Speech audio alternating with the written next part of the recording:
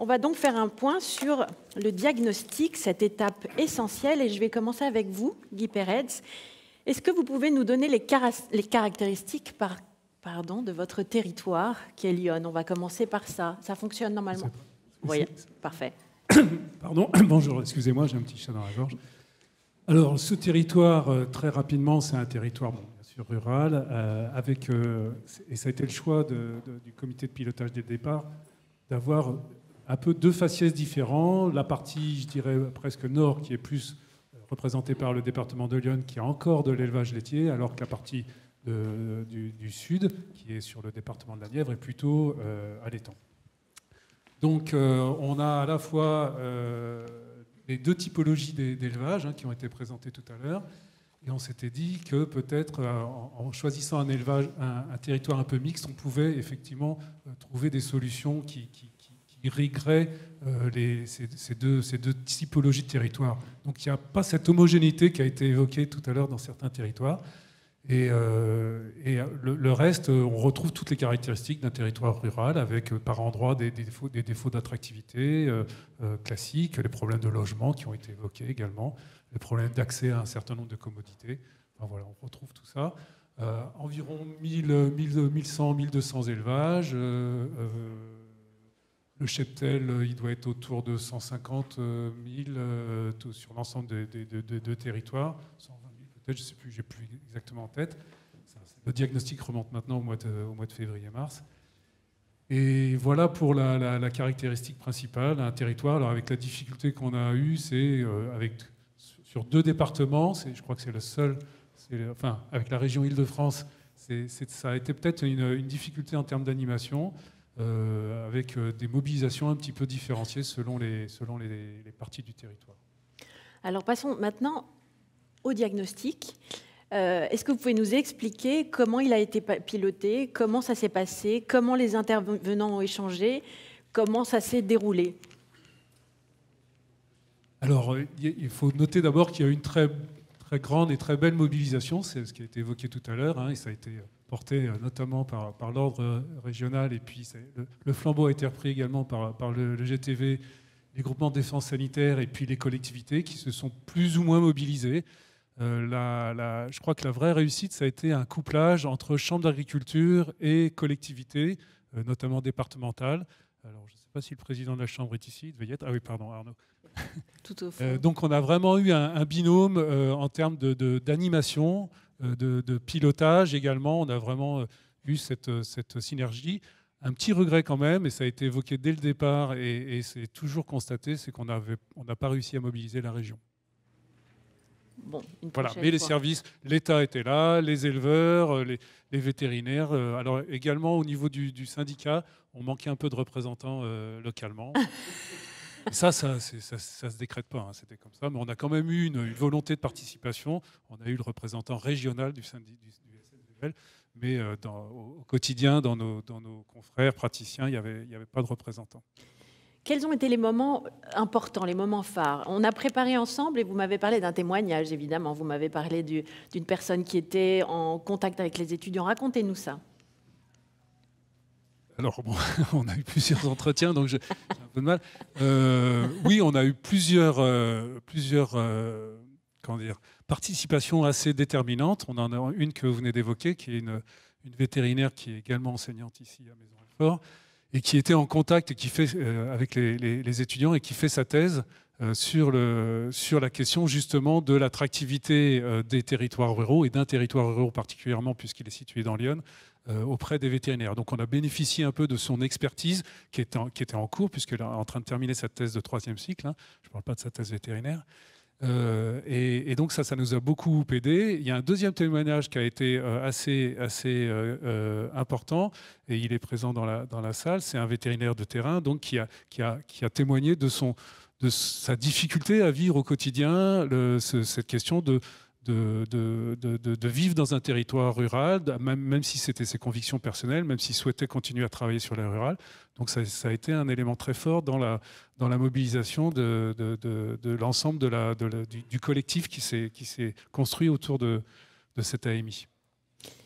Les échanges ont été importants, faire dialoguer des acteurs qui ne dialogueraient pas forcément en dehors de ce type de projet, de réflexion? Ça, c'était important?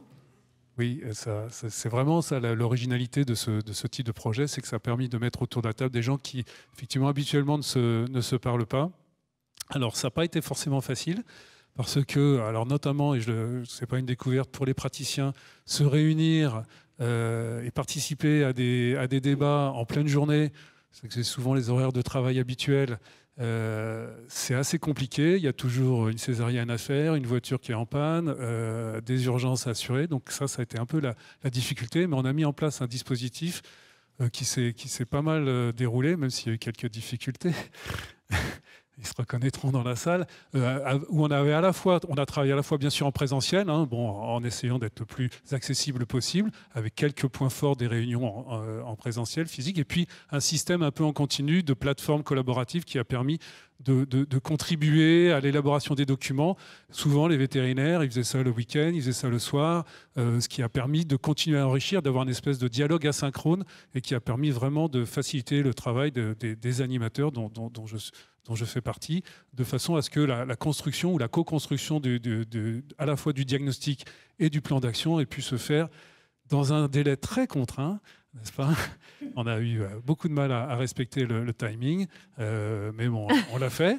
Le commentaire, on a quand même... Voilà, on l'a fait quand même, ce qui fait qu'on n'a pas été au bout de toutes les réflexions. Il y a encore des sujets qui restent à travailler. Mais donc voilà un petit peu le travail qui a... On a un peu bénéficié de la technologie numérique aussi qui a permis de faciliter ces échanges.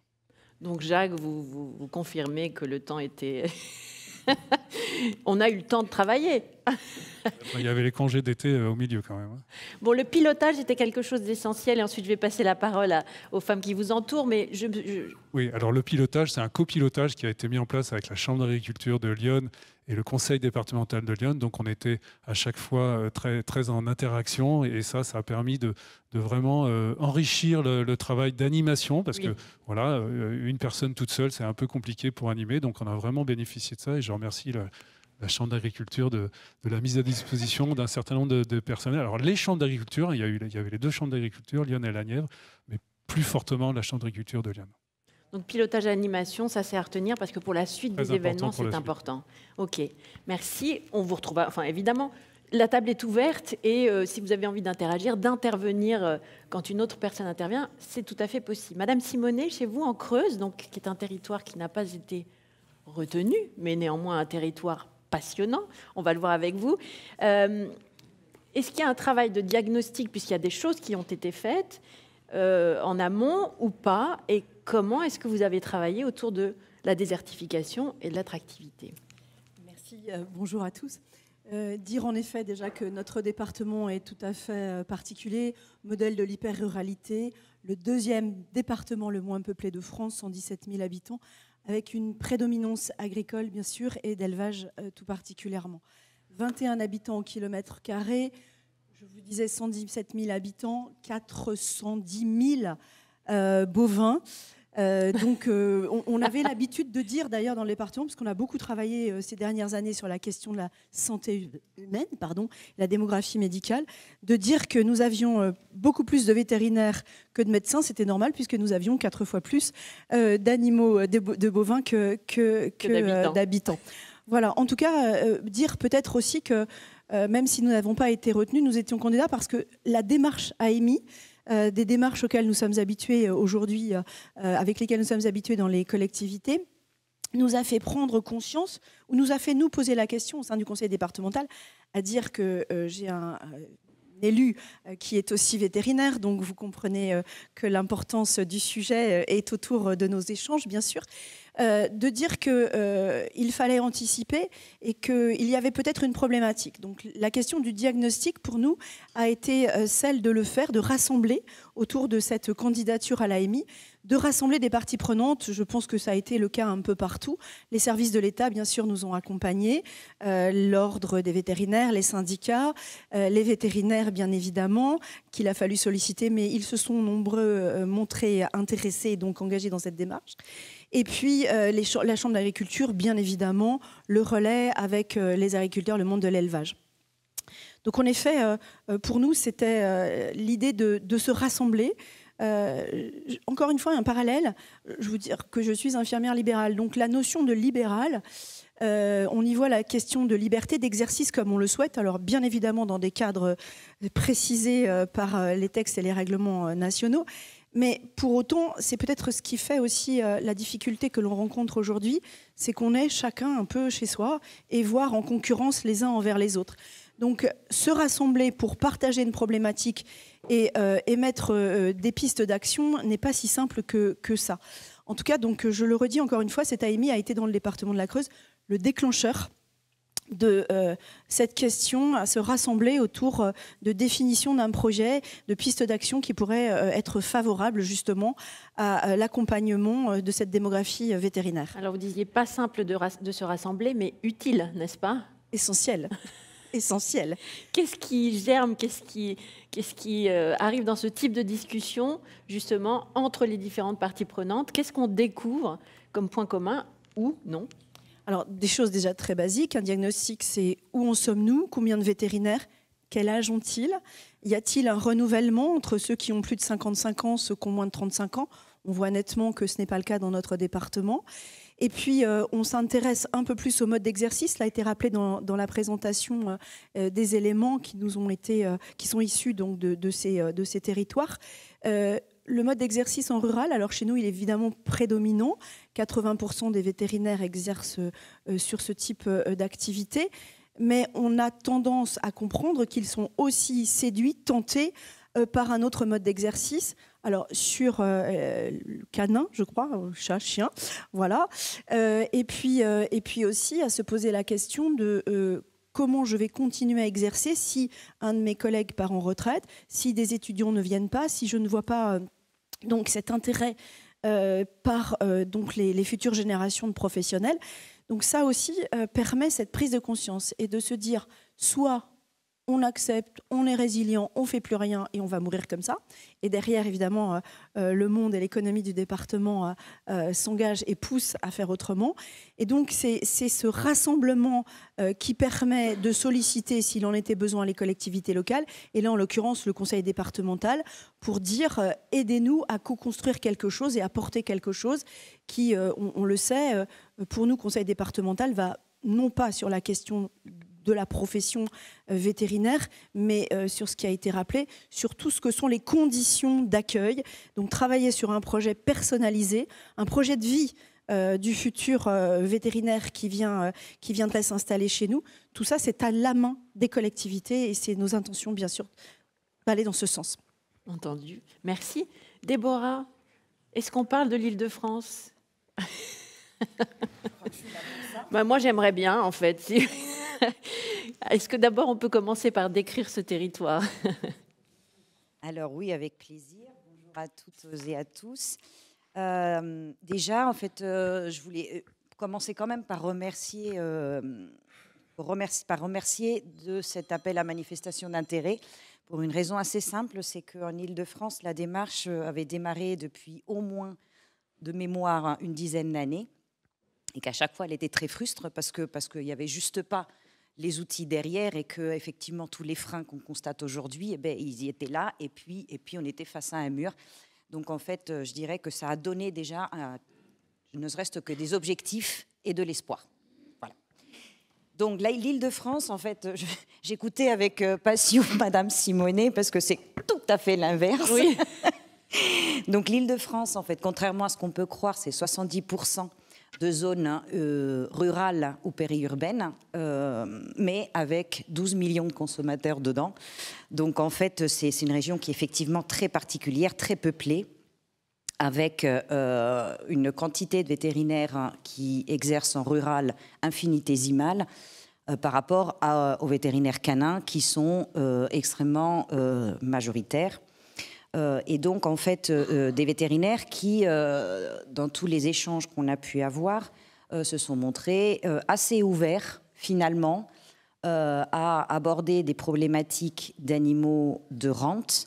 Alors, très peu d'animaux de rente en grande couronne, des bovins et des vrais éleveurs. Mais pour beaucoup, on en forme tous les ans entre 20 et 30, en fait, Claire, qui doit être par là, pourrait me corriger, tous les ans aux soins des animaux de ferme en ville. Et donc, en fait, la démarche chez nous a été très intéressante, vous le disiez tout à l'heure, parce que ça a permis déjà de faire discuter les acteurs. Donc, une démarche de diagnostic qui a permis, ne serait-ce que partager des éléments que tout le monde percevait un petit peu. En fait, j'imagine qu'il n'y a pas assez de vétos, les éleveurs ont du mal à trouver des vétérinaires, bon d'accord.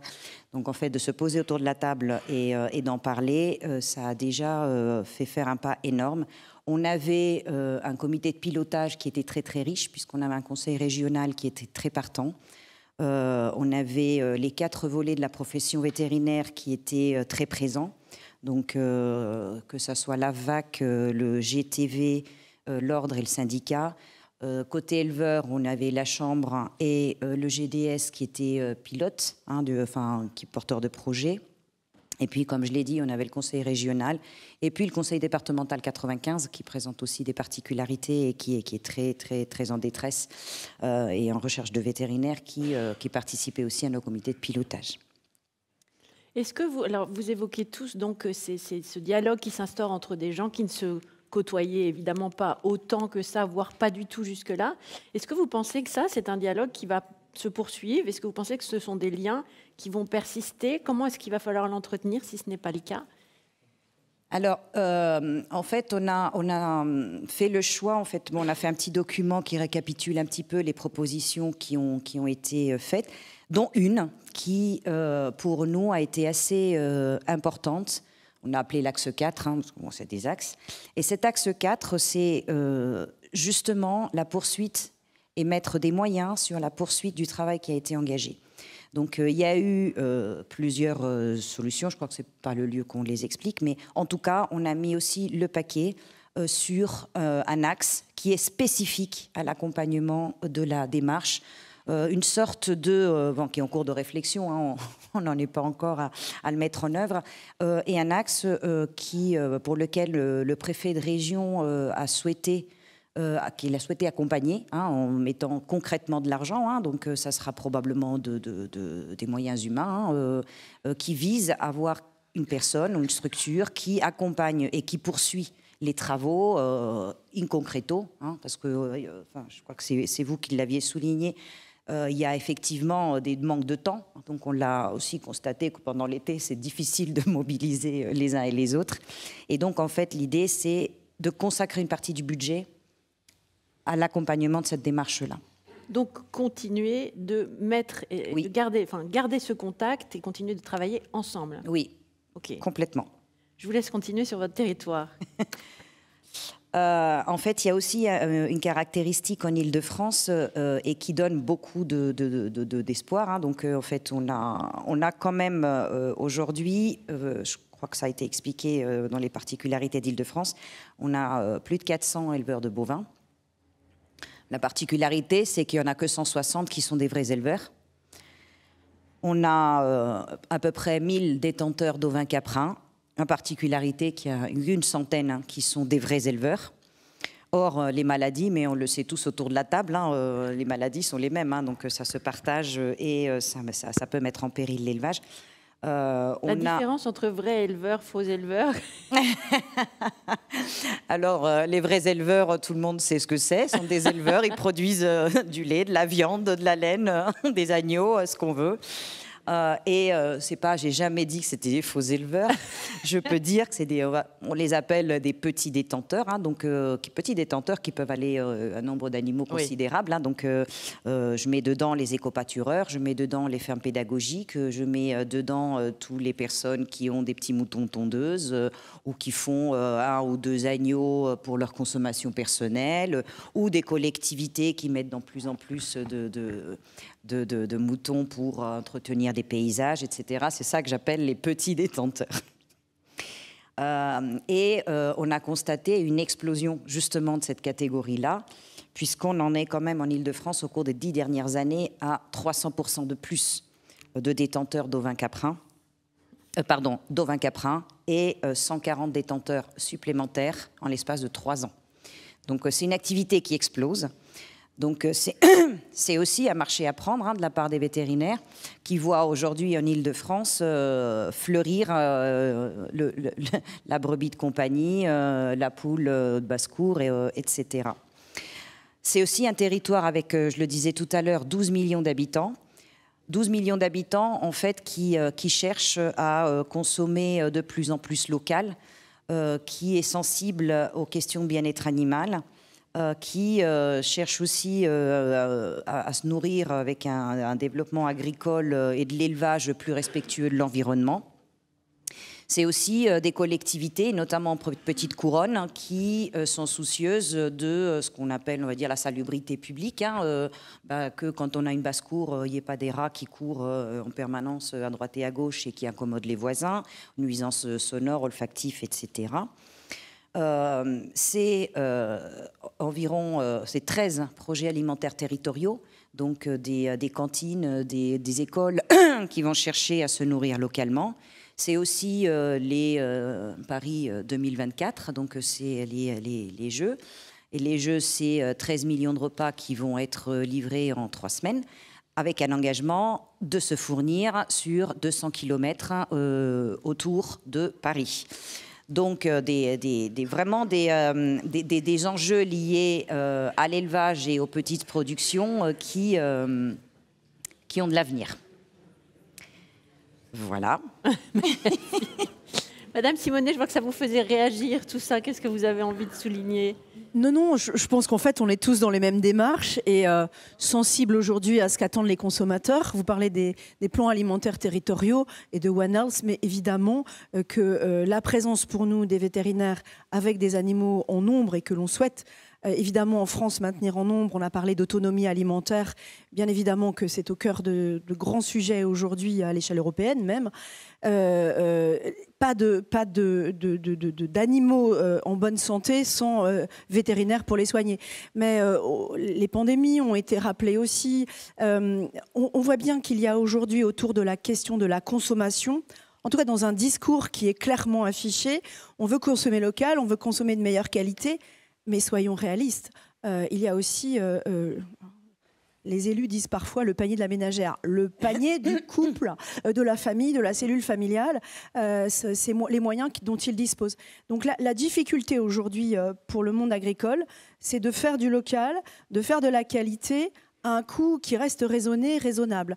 On voit, alors nous c'est vraiment de l'élevage, mais on voit apparaître aussi des nouvelles formes d'organisation qui seront peut-être aussi un lien nouveau avec le monde des vétérinaires. Alors, je ne sais pas s'il faut appeler ça des fermes intégrées. On va dire que... Bon, bref, des ateliers d'engraissement. On travaille avec les agriculteurs locaux. On pousse et on voit que c'est repris par des structures à l'échelle nationale qui font à la fois de la transformation, de la distribution. Donc, on voit apparaître, on parle beaucoup de filières, mais en fait, on voit apparaître des méga-filières ou des filières à grande échelle qui intéressent aussi l'avenir de nos agriculteurs. Toute cette question-là aussi, je crois que le président l'a très bien dit, des chambres d'agriculture, le modèle est en train d'évoluer fortement par des contraintes de démographie aussi dans le monde agricole et est lié forcément à ce qui va se passer sur le terrain. Donc la question de l'AMI et de la présence du maillage vétérinaire, c'est aussi quelle agriculture demain, pourquoi faire et que sont prêts à débourser les consommateurs, mais aussi tous ceux qui les accompagnent, c'est-à-dire les régions, enfin l'État, les régions, les départements, etc. Chacun dans nos rôles. Et peut-être que de cette merveilleuse idée en 2017 de dire il faut la loi NOTRe et chaque collectivité s'occupe de ce qu'il a à s'occuper, on voit bien que dans ces questions-là, d'organisation, d'aménagement, de développement d'activités dans nos territoires, l'échelle départementale, elle conserve du sens, même si parfois c'est avec le département voisin, des bassins, des communautés de vie ou des communautés économiques. Et que là, encore une fois, ça demeure pour nous une difficulté, à savoir est-ce que la région y va, est-ce que l'État y va, est-ce que le département y va, est-ce que l'intercommunalité y va.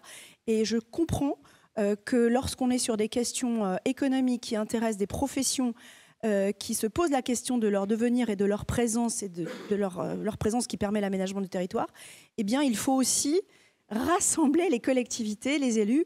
Alors, c'est peut-être plus facile dans les départements ruraux, J'aimerais le dire, mais je n'en suis pas certaine. Mais en tout cas, là, il y a un autre enjeu aussi. Je pense que là, l'État doit nous faire confiance et d'identifier les territoires qui ont une échelle pertinente pour se mobiliser et faire cohésion, faire groupe et permettre la collaboration sur des vrais sujets d'avenir pour nos territoires. Guy Pérez, faire groupe, faire cohésion, ça vous parle? Alors, c'est totalement partagé. La difficulté, peut-être, c'est que... comment dire, les priorités des collectivités peuvent être différentes d'un territoire à l'autre. Et donc les moyens qui ont été évoqués tout à l'heure pour continuer, parce que donc il y avait aussi dans notre territoire la volonté d'aller plus de dépasser simplement le diagnostic et la proposition de plan d'action, c'est de s'engager pour la suite. Ça nécessite des moyens et toute la difficulté va être de définir dans un contexte que tout le monde connaît maintenant, qui est un peu compliqué.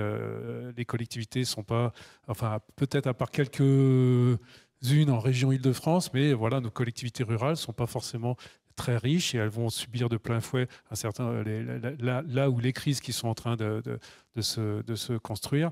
Donc voilà, on a tendance en France à vouloir demander à l'État ou au pouvoir public en général de faire à la place d'eux. Non, là, franchement, ce qui a été montré dans notre diagnostic, c'est qu'il y avait d'abord, au-delà des possibilités, y compris celles qui sont proposées par la loi DADUS, c'est de se prendre en main. Il faut que la profession se prenne en main. Il faut surtout que ce se fasse en parfaite adéquation avec, c'est ce qui a été évoqué tout à l'heure par le président des chambres, je sais plus, ça ne s'appelle plus la PCA, maintenant ça s'appelle... des chambres d'agriculture, pardon, de France. Donc voilà, l'idée c'est de travailler de façon concertée et avec effectivement un entourage de collectivités, de terrain qui connaissent les problématiques. Nous, on est descendu jusqu'à l'échelle intercommunale pour solliciter effectivement tout ce qui est lié au logement, par exemple, et à l'attractivité du territoire. Alors les départements peuvent intervenir, mais les collectivités locales, petites villes ou villes moyennes et intercommunalités ont des moyens. Les départements sont effectivement l'échelon de solidarité des territoires qui permet aussi d'accompagner ces territoires infra-départementaux dans une démarche d'attractivité. Alors, elle a été évoquée aujourd'hui pour la question des vétérinaires et des conjoints, par exemple, mais ça se pose évidemment pour d'autres professions. Alors, bien sûr, tout le monde connaît la question de la désertification médicale, mais ça se passe aussi pour les cadres en général. Voilà, on a des difficultés à attirer et surtout à retenir avec des conditions satisfaisantes les CSP+, comme on dit maintenant. Donc voilà, le point de difficulté, c'est cette volonté d'aller tous dans le même sens quand même, que je vois poindre. Moi, je vois qu'on a déjà quelques différences entre nos deux collectivités départementales et j'espère qu'elles se résoudront.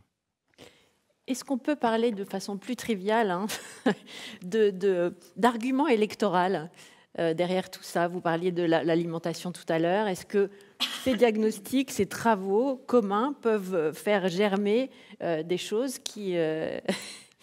Parce que les élections, oui, ça existe aussi, non? Ça vous paraît éloigné de vos préoccupations? On a beaucoup de chance dans les départements, c'est 2028. Ouais. Donc on a 6 ans devant nous. Donc là, on a une période où on souffle, en tout cas. Je parle bien des conseils départementaux. Non, on n'y pense pas, heureusement. Enfin, en tout cas, bon, je n'en sais rien. Je vais parler pour moi-même et ma collectivité. Ça veut dire quoi, électoral? Ça veut dire se soumettre à un examen, en fait, comme on passe un diplôme à un moment ou un autre de son engagement personnel, et à se dire qu'on réussit ou pas. Et là, les électeurs, les citoyens sont les juges, et tant mieux, à savoir si on a senti quelles étaient leurs préoccupations, si on a été capable d'apporter des réponses ou pas, et en tout cas, est-ce qu'ils sont plutôt contents et confiants? C'est ça, le maître mot, il est confiant. Alors, moi, je pense que plutôt que j'aime à dire que les élus doivent être des géos, les géos du Club Med, les gentils organisateurs de solutions, mais parce que nous savons justement organiser le collectif et qu'en 2020 et quelques, il est important, je pense, pour des élus de ne pas justement se dire je fais ça, je vais être réélu ou pas, on s'en fiche un peu. Ce qui m'intéresse moi, c'est de savoir quelles sont les capacités à faire naître les idées, les projets par ceux qui sont les premiers concernés. Et en l'occurrence, Moi, je n'y connais rien dans le monde vétérinaire, sinon avoir plein de vaches autour de moi, d'accord, et des vétérinaires sympas.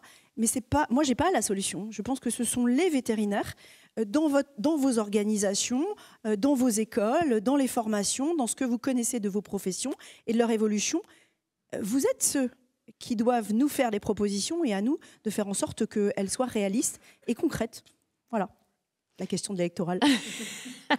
Bon, désolé, ça pique un peu. Je sais que c'est loin, mais néanmoins, évidemment, ça reste dans l'esprit de tous. Déborah, qu'est-ce qu'on a appris pendant ce diagnostic, durant cette phase-là? Est-ce qu'il y a eu des échanges de bonnes pratiques? Est-ce qu'il y a des duos, des mini-groupes qui se sont créés et qui vont travailler ensemble dans la même direction? Qu'est-ce que vous avez pu constater? Alors, je le disais au début, on a appris déjà à travailler ensemble, ce qui était quand même un grand pas. On a quand même en Île-de-France la chance d'avoir aussi une école vétérinaire. Alors, en fait, je crois que vous l'avez mentionné. En fait, et puis, non seulement d'avoir une école vétérinaire en Île-de-France, mais une école vétérinaire qui a été extrêmement proactive dans la démarche, intégrée dès le début avec tout ce qu'elle pouvait proposer. Notamment l'hôpital animaux de rente, les déplacements, tout ce qui était l'expertise, des propositions très concrètes qui font partie d'un axe en tant que tel. Tout à l'heure, je parlais de l'axe 4, qui est la poursuite de la démarche et l'accompagnement, une sorte de peut-être de guichet unique, etc. Il y a un axe spécifique sur le rôle de l'école vétérinaire. Je ne sais pas si Jérém est dans la salle, mais Dieu sait qu'on a quand même travaillé de pied arraché ensemble et avec vraiment une intégration de ce volet, parce qu'il y a un besoin aujourd'hui, si on veut faire en sorte que les vétérinaires canins aillent de plus en plus vers des animaux de rente, ce qui est un souhait. On a vraiment besoin de cet accompagnement et de cette montée en compétences qui fait partie d'un axe spécifique en lien avec le GTV aujourd'hui qui assure ces formations et la VAC aussi. Donc ça, c'est un peu ce qu'il y a de tangible dans la démarche. Quand vous parlez de guichet unique, est-ce qu'on peut être un peu plus précis? Enfin, je l'appelle comme ça, mais comme on réunit le COPIL ce soir pour retravailler sur cette question, en fait, c'est pas vraiment la notion de guichet unique, c'est plutôt une notion de consacrer X temps, soit qu'on trouve en interne, soit par le biais d'un consultant ou d'un appui extérieur, pour suivre la mise en place de la démarche. Aujourd'hui, et puis ça a été déjà cité, en Île-de-France, on a besoin vraiment d'un maillage et d'interaction entre les vétos. On ne fera pas vivre un véto rural que dans telle commune, que même dans tel département.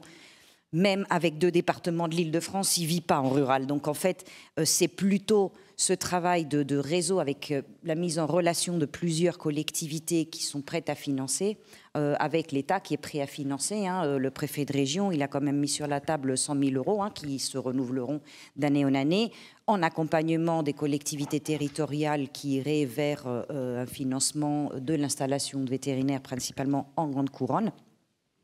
Et donc tout ça, c'est ce qui fait l'objet de ce qu'on a appelé l'axe 4, c'est-à-dire une personne, parce qu'on l'a constaté, et puis tu le disais tout à l'heure, on a constaté le temps est quand même un facteur extrêmement limitant dans l'avancement de la démarche.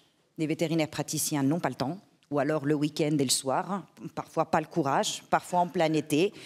Les autres non plus, les éleveurs, ils ont leur travail. Nous, on a notre travail. Enfin, bref, tout le monde a son travail. Donc, du coup, dégager ce temps-là et ce bout de cerveau, si je peux me permettre l'expression, pour avancer et pour faire ce travail de fond, c'est de l'argent. Le temps, c'est de l'argent. Donc, voilà. Donc, ça, c'est pour le poursuite des choses. Dégager du temps et peut-être aussi identifier des personnes qui auraient plus de temps que d'autres pour aller réunir des informations. J'en sais rien. Guy Peretz, quelles sont les possibilités? Est-ce qu'on a réfléchi à ça? C'est bien sûr qu'on y réfléchit. Après, trouver la disponibilité, elle n'est pas forcément évidente. Nous, on a vraiment mis l'accent sur ce partenariat collectivité départementale, chambre d'agriculture, et pour la construction du projet jusqu'à maintenant. Et pour la suite, on espère une prise de relais par là où les chambres d'agriculture, avec y compris un financement cette fois-ci des collectivités départementales. Voilà, mais le temps, c'est un peu ce qui manque un peu à tout le monde. On l'a dit bien sûr pour les vétérinaires qui sont sur le terrain, mais également pour des personnes qui voudraient se consacrer en tout ou partie à ce travail-là, parce qu'effectivement, il y a d'autres missions, il y a d'autres priorités. Donc ça va être un peu le temps et l'argent, ça va être un peu le nerf de la guerre pour la poursuite. Et une bonne animation, c'est quoi? Du temps. Beaucoup de temps, un petit peu d'expérience quand même dans le sujet. Voilà, faut avoir eu quelques expériences passées pour savoir que, eh bien, il y a ce qu'on appelle des jeux d'acteurs, hein, donc quand on anime un collectif entre 20 et 30 personnes. Donc c'est à comprendre, à connaître.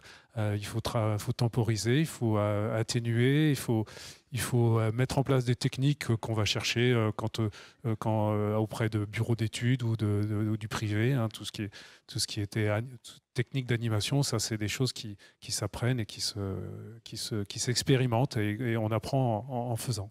C'est important. Et est-ce qu'il y a des plafonds auxquels on risque de se heurter une fois que le diagnostic est fait, selon vous?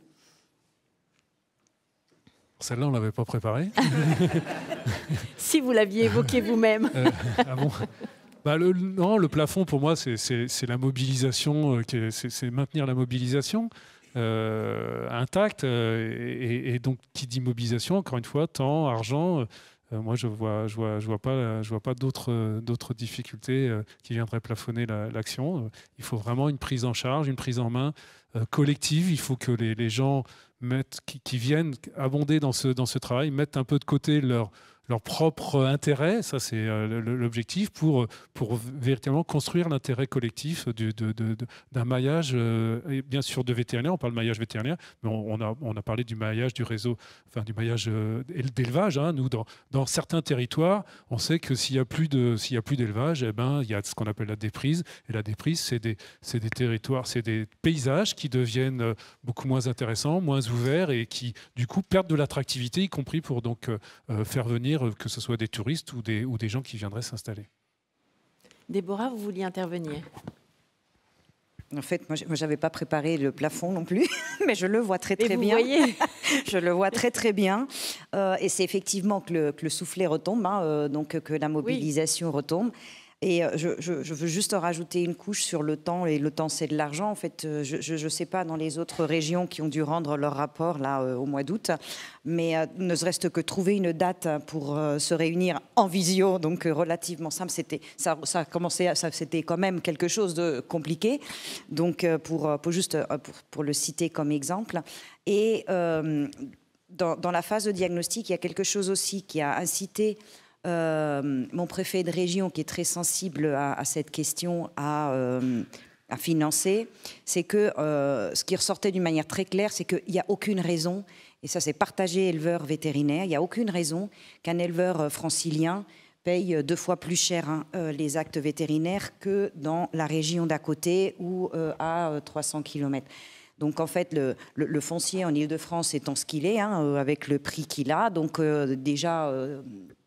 ça lui coûte cher d'être là, un vétérinaire, ça lui coûte cher d'être là. Donc forcément, les actes sont plus chers, mais il n'y a aucune raison que l'éleveur soit celui qui va payer plus de ce fait-là, ou du fait du territoire où il est. Donc en fait, c'était des premières choses qui avaient été mises sur le tapis, et ce pourquoi aussi, en appui des collectivités, le préfet de région a souhaité accompagner aussi cette démarche-là, de manière à pouvoir... qu'un éleveur francilien soit au même niveau qu'un éleveur d'ailleurs, de la Creuse par exemple. Et dans la Creuse, alors, comment ça va se poursuivre?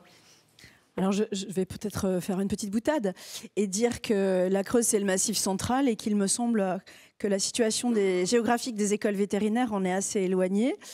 Et que je reprendrai les propos du président de région Nouvelle-Aquitaine, Alain Rousset, qui milite, je crois, pour une nouvelle école vétérinaire à Limoges, donc proche du Massif central, dans le Massif central, au cœur du Massif central.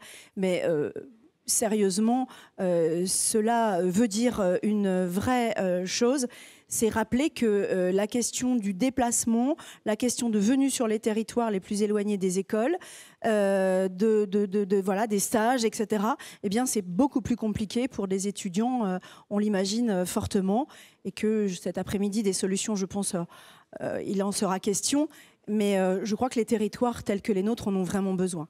Ça, c'est aussi, et voilà pourquoi je disais que c'était aussi à la profession de s'organiser pour veiller à ce que ce maillage ne soit pas seulement de la présence de vétérinaires, mais de façon très en amont, à veiller à ce que les étudiants découvrent les territoires qui en ont le plus besoin, les territoires les plus fragiles. Et nous, les collectivités, on sera là pour accompagner ces étudiants. Arnaud Delestre, agriculteur, président de la Chambre d'agriculture de Lyon. Moi, je tiens vraiment à remercier, ça a été dit plusieurs fois, mais cette initiative et remercier ceux qui en sont à l'initiative justement de ce lancement d'appel à manifestation d'intérêt, parce que ça a vraiment, je pense, lancé une cohésion dans les territoires sur un sujet qui est beaucoup plus large que celui qui est initial du maillage vétérinaire. Ça a été dit à plusieurs fois, mais voilà, la première réunion de lancement au mois de février à Auxerre, dans le département de Lyon, avec le nombre impressionnant de personnes qui participaient, les élus, les parlementaires, l'ensemble des vétérinaires, des éleveurs, voilà, a montré vraiment qu'il y avait un sujet fort qui était transversal d'ailleurs, qui bien sûr, ce sujet du maillage vétérinaire, mais qui revient sur l'attractivité des territoires, peut-être pas sur tous les territoires, mais en tout cas sur tous les territoires ruraux. On s'est trouvé avec d'autres projets qui avaient été mis en place.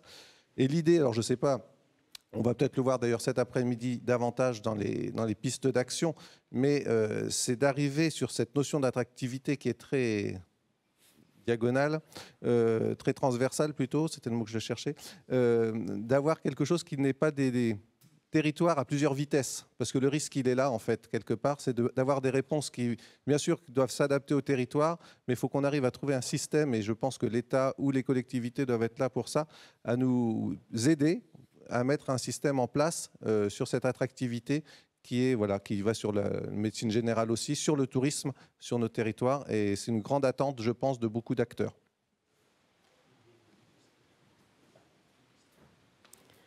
Bonjour.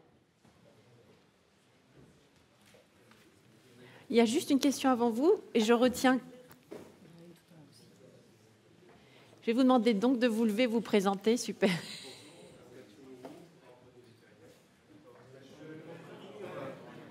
Mathieu Moreau. On a un petit souci de micro,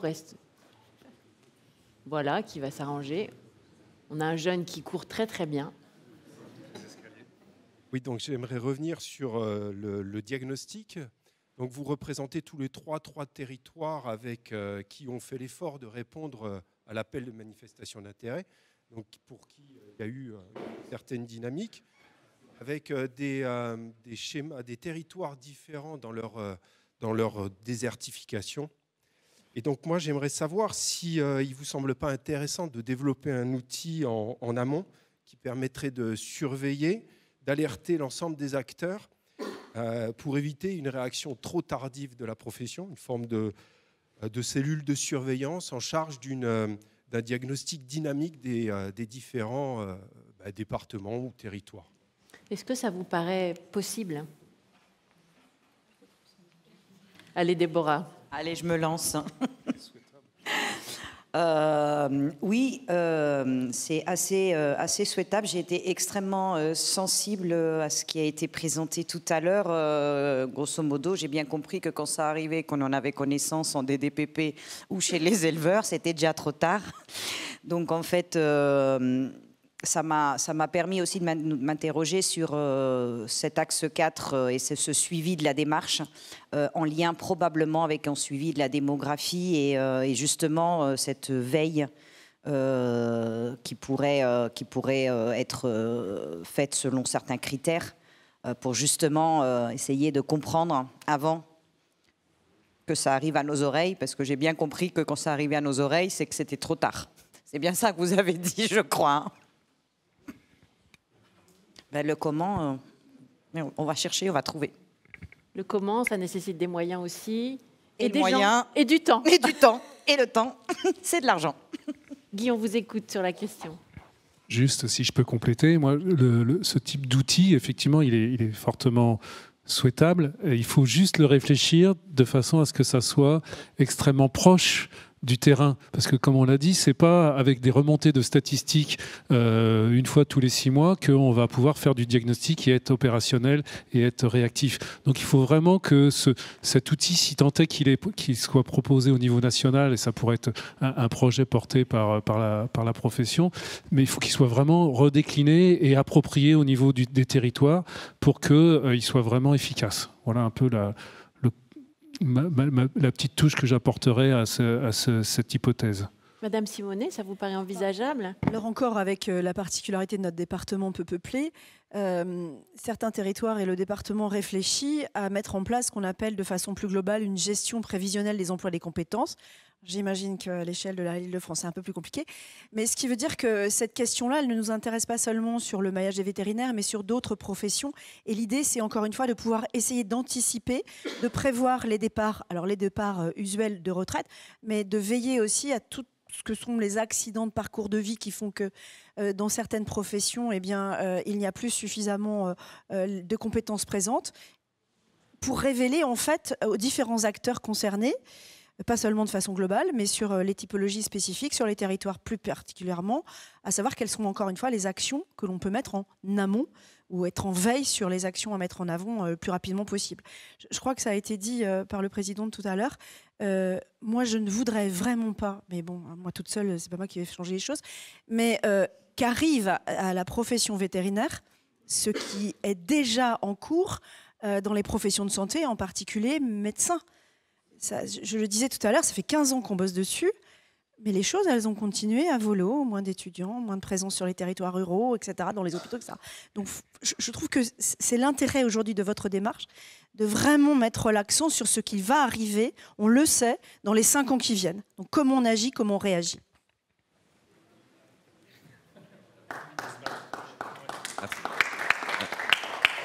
Bertrand Guin, vétérinaire de campagne en Bourgogne, Franche-Comté. Ce qui est difficile pour nous, pour les organisations locales, c'est qu'il y a pour les diagnostics, y compris pour les plans d'action, c'est la différence entre les conseils départementaux, les conseils régionaux, la différence de volonté politique d'intervenir ou de prendre à bras-le-corps ça. C'est un vrai problème pour nous, organisations locales, que ce soit les syndicats vétos, l'ordre, ou les régions, ou les GTV, la VAC, l'AVEF, enfin, toutes les organisations professionnelles. On sent vraiment des différences locales au sein de notre AMI. Moi, je ne suis pas du tout Nord-Lyon, Sud-Nièvre. Moi, je suis dans une zone où on est beaucoup de vétérinaires, presque trop. Donc tout va bien. La vie est belle. Donnez-en. La vie est belle. Chez nous, il y a beaucoup d'élevage, beaucoup de vétérinaires, tout va bien. Moi, et il n'empêche que j'ai travaillé sur ce sujet. Et on sent vraiment, dans notre AMI, il y a une vraie différence entre un département et l'autre, au niveau des collectivités. Au niveau de la région, je préfère ne pas en parler parce que nous, on a été abandonnés complètement par la région Bourgogne-Franche-Comté. On ne les a pas vus de l'AMI. Et donc ça, pour nous, en tant que vétérinaires de terrain ou en tant d'acteurs locaux des associations, c'est vraiment très difficile, cette différence. Et on dit on n'a pas besoin d'État. Alors c'est vrai qu'on n'a pas besoin tout le temps de l'État. Mais s'il pouvait y avoir des directives qui viennent et tout le monde a conscience du problème. Et en fonction de l'impact que ça a sur les politiques, il y a action ou il n'y a pas action. Cohérence des directives, ça, je pense qu'un petit mot de votre part. Je crois qu'on l'a plusieurs fois rappelé, mais vous le signifiez très bien. C'est la difficulté aujourd'hui d'une république décentralisée qui laisse au territoire prendre en main un certain nombre de sujets, sauf que ça a été dit aussi, on n'a pas forcément les moyens, on n'a pas forcément les outils, on n'a pas forcément les compétences, etc., etc. Et donc j'en rejoindrai finalement peut-être votre propos qui était le bon, à savoir est-ce que c'est au fond pour les élus une démarche électorale. Donc vous êtes des électeurs, potentiellement, peu importe si vous allez voter ou pas, mais vous êtes un électeur potentiellement, donc allez voir vos élus, et puis c'est peut-être ça votre rôle aussi. Faites-leur les gros yeux, faites des manifestations, moi je ne sais pas, tout ce que vous pouvez avoir comme outil. N'allez plus soigner leurs chiens, les élus ont forcément des animaux. Voilà, vous avez des moyens de pression aujourd'hui. Je crois qu'à un moment... pardon, mais c'est aussi ça, être militant pour son monde professionnel. Les 250 votants, les vétérinaires. Oui, bah alors avec tous les agriculteurs qui sont derrière vous, etc., vous avez quand même un peu de poids, j'en suis certaine. Des manifestations à 250, on en a déjà vu. Monsieur là-haut. Oui. Non, moins. Oui, bonjour, Jean-Yves Gauchot, vétérinaire en Dordogne. Je vous entends assez mal, est-ce que vous pouvez recommencer? Non, non, mais... Oui, Jean-Yves Gauchot, vétérinaire dans la zone de l'AMI en Dordogne, accessoirement président de la Fédération des syndicats veto, mais c'est à titre de praticien. Je voudrais challenger Madame la Présidente du Conseil départemental de la Creuse et lui dire que ce qu'on vit, on l'a vécu avant les médecins. Les médecins, 2003, Mattei enlève la permanence et la continuité de soins. Donc nous, c'est un sujet que l'on vit depuis 20 ans, notamment en Dordogne. C'est pour ça que c'est un des départements qui a été pilote. Et puis je voudrais aussi challenger ma collègue Déborah, parce que je crois avoir entendu, on va avoir besoin, en tout cas chez nous, et je le sens dans ma zone d'AMI, puisque la zone d'AMI est centrée sur une des clientèles dont je fais partie dans le sud Dordogne, qui est très jolie, c'est le Périgord noir, pays de la truffe, de la cèpe, etc. Je crois qu'on va avoir besoin, et tu l'as dit un peu Déborah, il faut continuer cet accompagnement. Le pire, ça serait de revenir à ce que Laurent Perrin en introduction disait, c'est-à-dire qu'on reprenne dans 2 ans le discours de Laurent d'il y a 3 ans, celui d'aujourd'hui, etc., et de se retrouver. Il faut vraiment qu'on ait un accompagnement qui continue. C'est super ce qui a été fait. Grand merci pour la présentation que je connaissais, puisque j'ai largement contribué, en tout cas pour mon département. Mais je crois qu'on attend de l'État, des représentants, bien sûr de notre profession. Je suis un élu de la profession. On va continuer, mais on attend vraiment de l'ensemble des acteurs, et notamment ceux qui donnent du financement et de nos DD, d'être accompagnés sur les sujets. Sinon, ça fera un flop et la journée sera belle, enrichissante, mais on n'aura pas résolu notre problème. Merci Jean. Autre question, est-ce qu'on peut avoir un micro juste là, s'il vous plaît? Ah, on en a un là. Et ensuite, ce sera 3 rangs derrière vous. Bonjour, Véronique Ludeni, vétérinaire mixte en montagne, donc vétérinaire mixte et aussi vice-présidente du syndicat. Moi, je voulais parler des petites clientèles dont vous avez parlé en souffrance, donc les petites clientèles mixtes. Derrière cette souffrance, évidemment, il peut y avoir de la souffrance animale par manque de vétérinaires qui ne traitent pas justement les animaux parce que c'est trop loin, et pour les vétérinaires. Et cette nécessité, comme le disait Déborah, de temps et d'argent. Nous, par exemple, dans le département des Alpes-Maritimes, on a des aides avec une mensualité pour, entre guillemets, la veille sanitaire. On se rend compte que ces aides sont très importantes, mais elles sont pas suffisantes. Et on pense à en fait agrémenter ça sur d'autres mandats, des mandats d'épidémiologie, des mandats de santé environnementale, pour donner envie aux jeunes aussi dans la question du sens. Après, on a beaucoup travaillé sur la concertation citoyenne en lien justement avec le ministre lorsqu'il s'occupait des concertations citoyennes sur l'animation des cœurs de village en montagne, sur la culture, sur la mobilité douce. Tout ça est lié évidemment. On parlait des conjoints. Philom a fait le diagnostic là-dessus. Et il y a le problème de la rentabilité des petites clientèles mixtes, parce que c'est aussi important pour la souveraineté alimentaire et en lien avec l'écologie aussi, parce que si tout se concentre, on est dans l'intensif. En montagne et en campagne, on fait beaucoup d'intensifs doux, c'est-à-dire avec des vaches et un système de production bas carbone, que ce soit pour les ruminants, pour les volailles, et c'est important aussi. Et là-dedans, il y a une sorte de contresens, parce que les jeunes qui sont énormément dans l'éco-anxiété et l'envie de nature ont des fois peur d'aller justement en montagne et en campagne, donc c'est un petit peu bizarre. Leur faire comprendre que si justement les conseils départementaux et les régions aident et mettent de l'argent pour la veille sanitaire, pour le mandat sanitaire, mais aussi pour animer tout ça au niveau culturel. Il y a un point que tu n'as pas évoqué, c'était la culture. Nous, on a mis maintenant des moyens sur justement aussi les festivals, la culture, et on arrive à recruter. Il y a même des internes qui viennent nous aider pendant les fêtes. Voilà, mais tout ça est lié, évidemment. Et il faut, comme le disait derrière mon confrère, que l'État également chapeaute, parce que les conseils départementaux, plus ou moins leur appétence, s'il y a un vétérinaire ou pas, si dans le conseil d'innovation territoriale, il y a un agro, ils vont être très investis, et puis des fois pas. Et que l'État comprenne que systématiquement, les tarifs des prophylaxies, payer le mandat sanitaire, tout ça c'est important, parce que quand vous passez 7 jours sur 7 dans une petite clientèle mixte à faire de la veille et des gardes. Si, en fin de compte, si vous payez un salarié et que à la fin du mois, vous recevez moins d'argent que votre salarié, parce qu'une garde de salarié, ça coûte une blinde et c'est très compliqué à organiser, donc tous libéraux. Voilà, tout ça est lié, mais donc le temps et l'argent, comme d'habitude, je suis raccord avec Déborah, et de l'implication de l'État, et que les jeunes se rendent compte que d'aller vivre à la montagne, à la campagne, ça peut être bien aussi, et c'est plus éco-responsable. Voilà, on évoquera tout ça dans les prochaines tables rondes également. Oui, madame.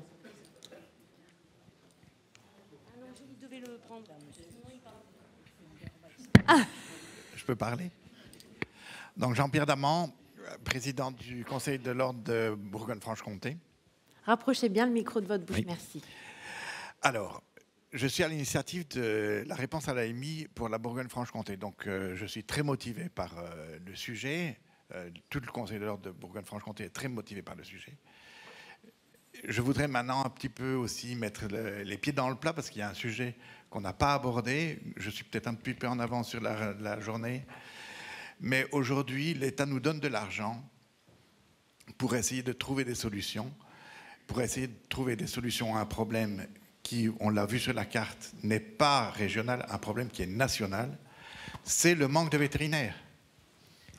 On nous paye pour trouver des solutions à un problème qui, en fait, est créé par l'État. Moi, je suis en France depuis 38 ans.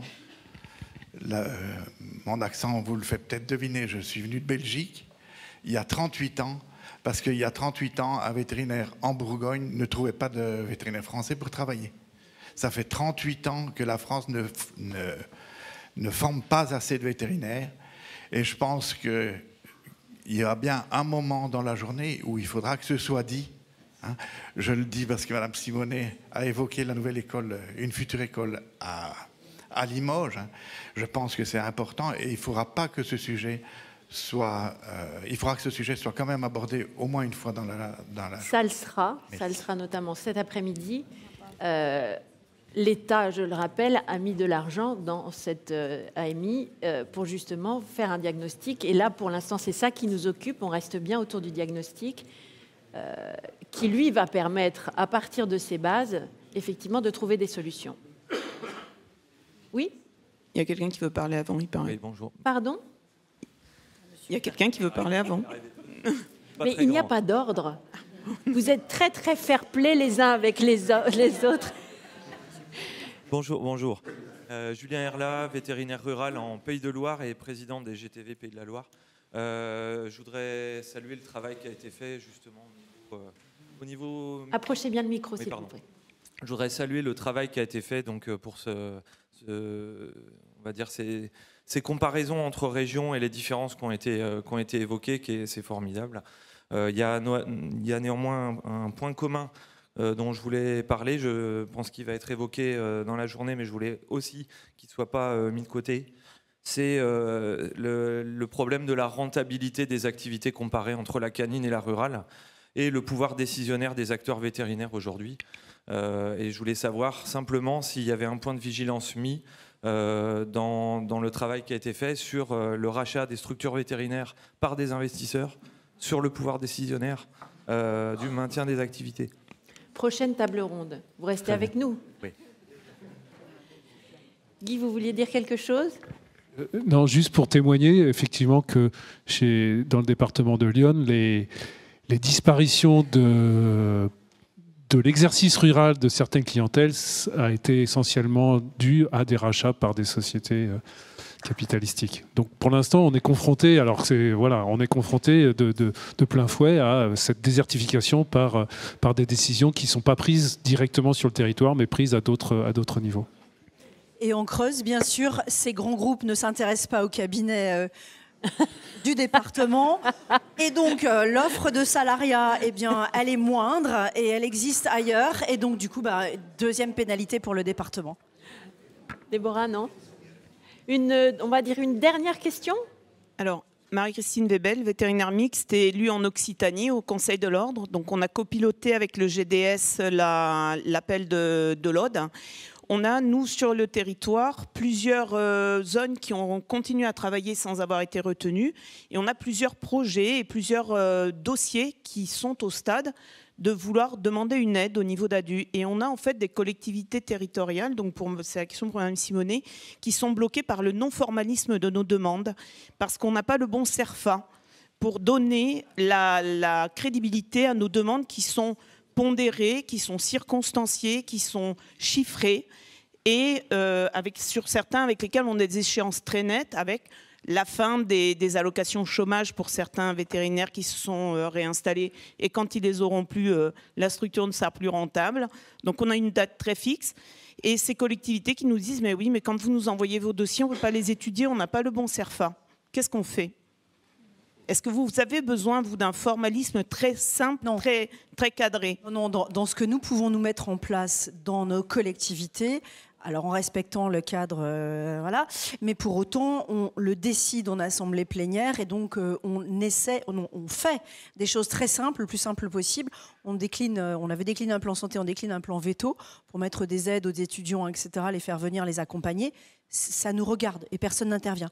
Par contre, ça m'évoque un autre point du diagnostic, la question des ZRR, des zones de revitalisation rurale, où là aussi, il y a une différenciation qui semblerait être faite sur certains départements, où en tout cas, chez nous, on n'accède pas aux exonérations possibles par les ZRR pour des vétérinaires qui rachètent des parts dans un cabinet, parce qu'ils ne sont pas sur la création.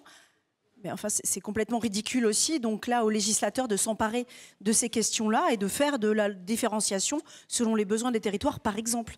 Mais c'est aux parlementaires de se saisir et à vous de les saisir de ces questions. Donc vos études de dossier par rapport aux aides d'adultes n'ont pas besoin d'un formalisme très cadré. Et ça dépend auprès de qui. Ces aides-là, vous parlez de l'assurance chômage, ça c'est Pôle emploi, c'est géré. Non, je parle vraiment du département. Des demandes d'ADU, d'aide par le biais de la loi d'ADU, au niveau des dossiers qui sont déposés au niveau départemental. En fait, chaque prestataire d'aide, je vous parlais de Pôle emploi ou d'autres, est régi par son propre cadre. Moi, je ne peux vous parler que des aides que nous proposons au sein de notre collectivité conseil départemental. Et à ce moment-là, encore une fois, c'est petit la Creuse. Donc, quand il y a un problème que nous n'aurions pas aperçu et qui est bloquant, on échange et on lève le problème quand il est de notre ressort. Voilà, c'est notre façon de travailler. Ou comment attirer des vétérinaires en Creuse, vous l'aurez compris.